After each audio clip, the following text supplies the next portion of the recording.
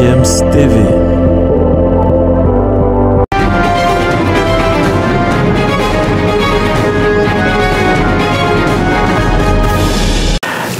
Messi est peut-être sur le point de quitter le Paris Saint-Germain l'été prochain, et puis la CAF va donc aussi procéder ce jour à son tirage au sort des quarts de finale de la Champions League et de la Coupe de la CAF.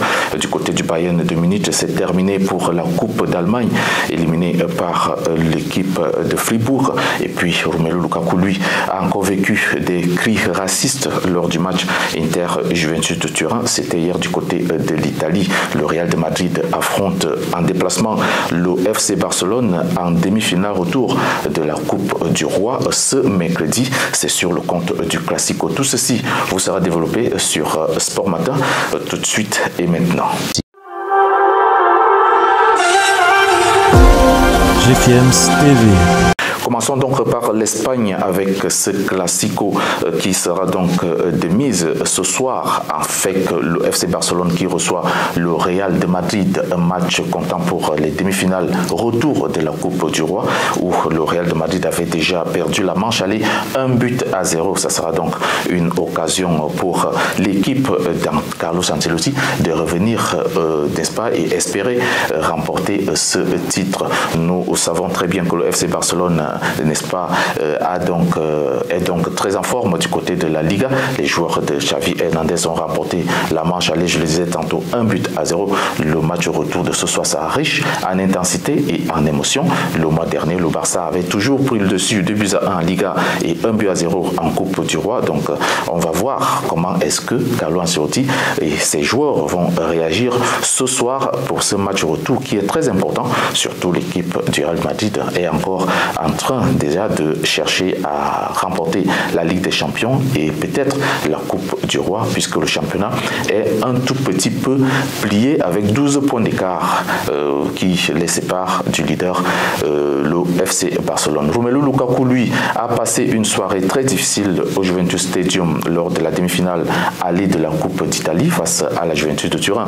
L'attaquant belge a été visé par des cris racistes, nauséabonds, durant donc cette rencontre, ce qui a d'ailleurs provoqué sa colère. Après avoir marqué son but égalisateur sur penalty dans le temps additionnel, il a célébré face à la tribune des supporters de la Juventus de Turin en mettant le doigt sur la bouche, comme pour dire taisez-vous. Ce geste lui a donc valu un second carton jaune, synonyme d'exclusion. Le match s'est achevé sur le score d'un but partout. Parlons du Bayern de Munich. L'équipe de Thomas Tuchel est sortie de la Coupe d'Allemagne après sa défaite 2-1 face à Fribourg. C'était ce mardi. C'est la première défaite de Thomas Tuchel depuis sa nomination à la tête du Bayern de Munich. Il a d'ailleurs bien commencé le week-end dernier avec cette victoire lors du Classico face au Borussia Dortmund.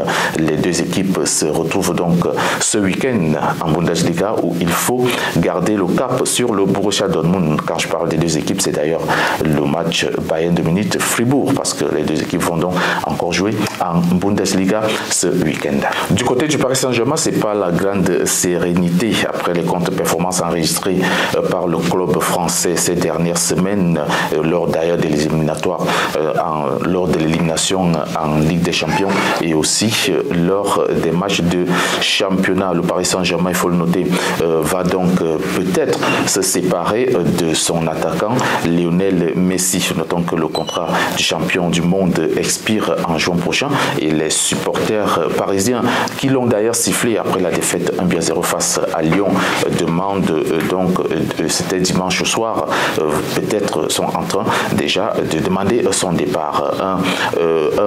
Un vrai, n'est-ce pas, un vrai retournement de situation lorsqu'on sait que Lionel Messi était pressenti pour renouveler son contrat après le titre de champion du monde. Le FC Barcelone, quant à lui, est favorable à un retour de Lionel Messi en cas de départ du Paris Saint-Germain.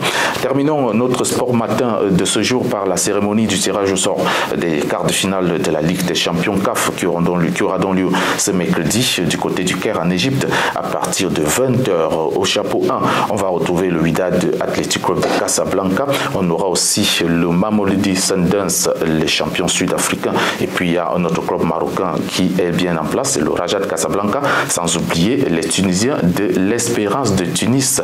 Et puis on parle du chapeau 2 où on va retrouver les Algériens de la JS Kabylie et puis les Égyptiens de Al-Ali du Caire. Les Tanzaniens de Simba Sport Club s'invitent aussi à la fête. Et puis un autre club algérien, c'est le CR Belouizdad qui sont donc dans le chapeau 2. On va donc voir que les équipes du chapeau 1 iront donc pour croiser les équipes du chapeau 2. Et parlons aussi au même moment de ce tirage au sort de la Coupe de la CAF qui aura lieu aussi ce jour du côté du Caire avec dans le chapeau 1 les Sud-Africains de Marumo Galant qui, n'est-ce pas, sont donc dans le chapeau 1 avec les Ivoiriens de la SEC Mimosa d'Abidjan.